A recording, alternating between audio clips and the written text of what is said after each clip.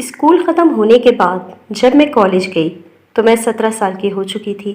College میں میری بہت سی دوستیں بنی۔ میری سب سے زیادہ سمیرہ کے ساتھ بنتی تھی۔ سمیرہ میرے حسن کی دیوانی تھی، ہر وقت میری خوبصورتی کے قصیدے پڑھتی۔ بعض اوقات میں اس کی تعریفوں سے تنگ آ جاتی۔ میرے غصہ کرنے پر بھی میرے گلے میں ہاتھ ڈال کر مسکراتی رہتی تھی۔ یہی وجہ تھی کہ اب ہم دونوں بہترین دوست تھی۔ وہ اکثر مجھے یہ جملہ کہتی، تم جتنی حسین ہو یقیناً تمہیں کوئی امیر زادہ بیاہ کر لے جائے گا۔ میں اس کی بات سن کر مسکرا دیتی، کیونکہ وہ نہیں جانتی تھی میں اپنے پڑوس میں رہنے والے کزن شہزاد کو پسند کرتی تھی۔ وہ میرے ماموں کا بیٹا تھا۔ شہزاد اور میں بچپن سے ساتھ اسکول میں پڑھے تھے۔ شہزاد مجھ سے بے پناہ محبت کرتا تھا۔ میرے گھر میں اگر کچھ اچھا نہیں بنتا جو مجھے پسند نہ ہوتا، میں ماموں کے گھر جاتی، شہزاد کو بتاتی، آج میرے گھر میری پسند کا کھانا نہیں بنا، مجھے باہر سے کچھ کھانے کو لا دو۔ وہ ہمیشہ مجھ سے میری پسند کی چیز پوچھتا، بازار سے لا کر دے دیتا۔ میں اگر کبھی پیسے دینے کی کوشش کرتی، وہ یہ کہہ کر منع کر دیتا، تمہیں معلوم ہے میں تم سے کتنی محبت کرتا ہوں اور ہم نے زندگی بھر ساتھ رہنا ہے، تمہاری یہ چھوٹی چھوٹی ضرورتیں پوری کرنا مجھے اچھا لگتا ہے۔ اکثر وہ مجھے تحفے بھی دیتا رہتا۔ شہزاد کا یوں خیال رکھنا اور میری رائے کو اہمیت دینا مجھے اپنی زندگی مکمل سی لگتی، جہاں ہر طرف خوشیاں ہی خوشیاں تھیں۔ کالج کے دوسرے سال میں سمیرہ ایک دن میرے پاس آئی، کہنے لگی، تم میری بہترین دوست ہو، میں تمہارے پاس بہت امید سے آئی ہوں۔ سمیرہ کی تمہید باندھنے پر میں اکتا گئی۔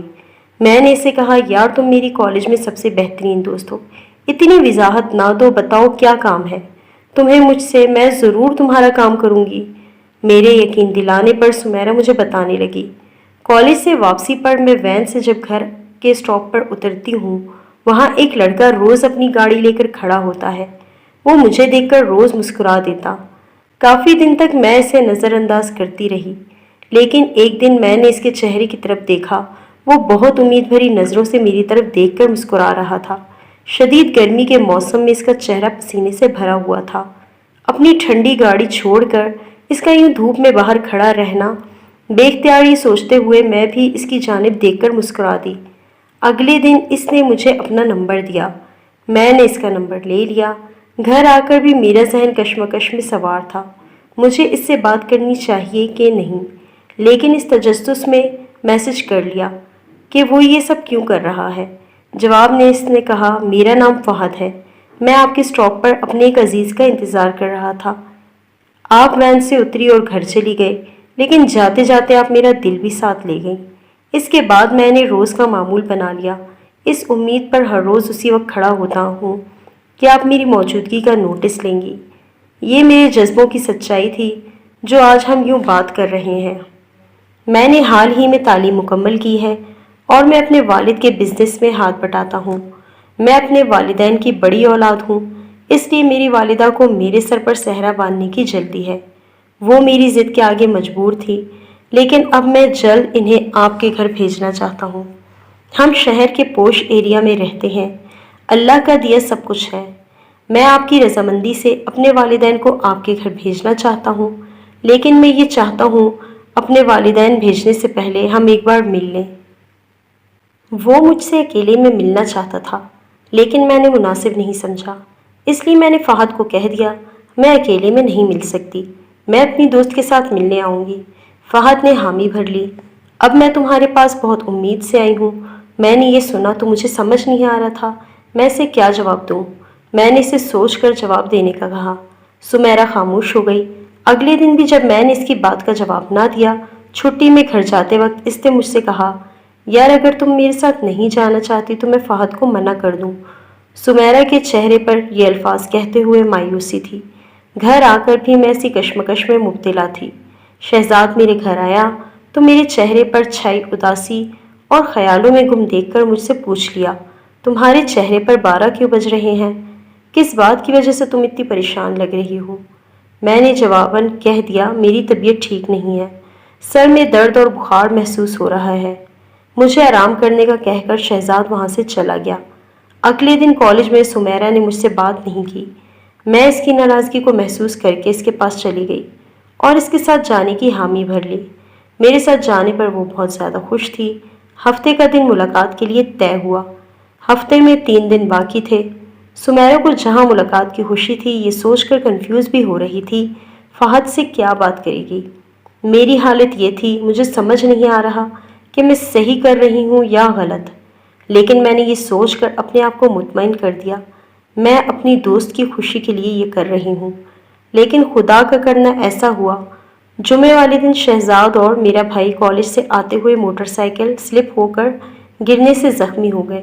چوٹیں بہت زیادہ تو نہیں آئیں، لیکن دونوں کا درد کی شدت سے برا حال تھا۔ پورا گھر پریشان تھا۔ اچانک ہونے والے اس حادثے سے اسی رات میں نے سمیرہ کو فون کر کے منع کر دیا، میں کل کالج نہیں آ سکوں گی، میرے بھائی اور کزن کا ایکسیڈنٹ ہو گیا ہے۔ ساتھ ہی سے یہ تاکید بھی کی کہ کل تم کالج جانا، لیکن اکیلے میں فہد سے ملنے مت جانا۔ میرے بھائی کے ساتھ ہونے والے واقعے کا سن کر سمیرہ افسردہ ہو گئی اور میری بات ماننے کی حامی بھر لی۔ اگلے 3 سے 4 دن میں بہت زیادہ مصروف رہی۔ گھر میں تیمارداری کے لیے آنے والے مہمانوں کا رش تھا۔ مصروفیت کے باوجود سمیرہ سے بات کرنے کی کوشش کی، لیکن اس کا نمبر بند ملتا۔ اسی پریشانی میں 1-2 دوستوں سے اور رابطہ کیا تو انہوں نے بتایا سمیرہ ہفتے کو کالج آئی تھی، اس کے بعد سے سمیرہ نہ کالج آئی ہے نہ اس کا نمبر مل رہا ہے۔ بھائی اور شہزاد کی طبیعت ٹھیک ہونے کے بعد میں کالج گئی تو سمیرہ کی غیر موجودگی کالج کے ماحول کو اداس کیے ہوئے تھی۔ پرنسپل کے آفس جا کر معلوم کیا تو پتہ چلا سمیرہ کے والدین نے سمیرہ کا نام کالج سے کٹوا دیا ہے اور وجہ نہیں بتائی۔ ہم نے طے کیا کہ کل گھر پر بتا کر آئیں گے اور چھٹی کے بعد سمیرہ کے گھر جا کر اس کے کالج نہ آنے کی وجہ معلوم کریں گے۔ شام کی چائے میں اپنی چھت پر پی رہی تھی کہ شہزاد بھی وہاں آ گیا۔ مجھ سے چائے پلانے کی فرمائش کی تو میں نے آدھی پیالی پی کر باقی سے دے دی، جسے وہ خوشی سے پی گیا۔ طبیعت ٹھیک ہونے کے بعد آج شہزاد چھت پر آیا تھا۔ شہزاد اور جب میں باتیں کرنے بیٹھے وقت کا اندازہ ہی نہ ہوتا۔ آج بھی امی نے مجھے آواز دے کر نیچے بلایا، آ کر روٹیاں بنا لو، کھانے کا ٹائم ہو گیا ہے۔ ہم نیچے آ گئے۔ شہزاد گھر جانے لگا تو امی نے کہا بیٹا کھانا ہمارے ساتھ کھانا، اور میں روٹیاں بنانے کچن میں آ گئی۔ اگلے دن کالج سے ہم 3 لڑکیاں سمیرہ کے گھر گئی۔ سمیرہ کی امی نے دروازہ کھولا، ہمیں دیکھ کر انہوں نے منہ بنا لیا اور یہ کہہ کر دروازہ بند کرنے والی تھی کہ سمیرہ کو کسی سے ملنے کی اجازت نہیں، لیکن میرے اصرار کرنے کے باوجود انہوں نے اجازت نہ دی۔ لیکن سمیرہ میری آواز سن کر دروازے پر آ گئی۔ امی کے روتے ہوئے منت کرنے لگی۔ سمیرہ کے اس طرح رونے پر ان کی امی کو رحم آ گیا۔ انہوں نے ہمیں اندر آنے کی اجازت دے دی۔ اندر آتے ہی جو پہلا سوال ہم نے سمیرہ سے پوچھا، ایسا کیا ہوا جو تم نے کالج آنا چھوڑ دیا اور اپنا یہ حلیہ بنا دیا؟ میرا یہ سوال کرنے پر سمیرہ پھوٹ پھوٹ کر رونے لگی اور بتانے لگی اس دن میں نے تمہارے منع کرنے کے باوجود فہد سے ملنے چلی گئی تھی، دل کے ہاتھوں مجبور ہو کر، لیکن فہد نے جو باتیں مجھ سے کی تھیں وہ سب دھوکہ تھی۔ اس نے جو محبت بھری باتیں مجھ سے کی، دراصل وہ شکاری تھا اور میں اس کی حسین باتوں میں آ کر اس کا شکار بن گئی۔ اور ہفتے والے دن میں اس کی بتائی ہوئی جگہ پر پہنچی تو گاڑی میں بیٹھتے ہی اس نے مجھے جوس دیا، لیکن میں نے تھوڑا سا جوس پیا، باقی گاڑی سے باہر پھینک دیا۔ یہ سب میں نے انجانے میں کیا تھا۔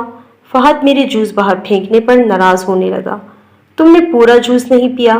میں حیران تھی، مجھے سمجھ نہیں آ رہی تھی وہ فہد جو مجھ سے بے پناہ محبت کی باتیں کرتا تھا، اتنا عام سا جوس باہر پھینکنے پر ایسے ناراض ہو رہا تھا، جس کے جواب میں خاموش ہو گئی۔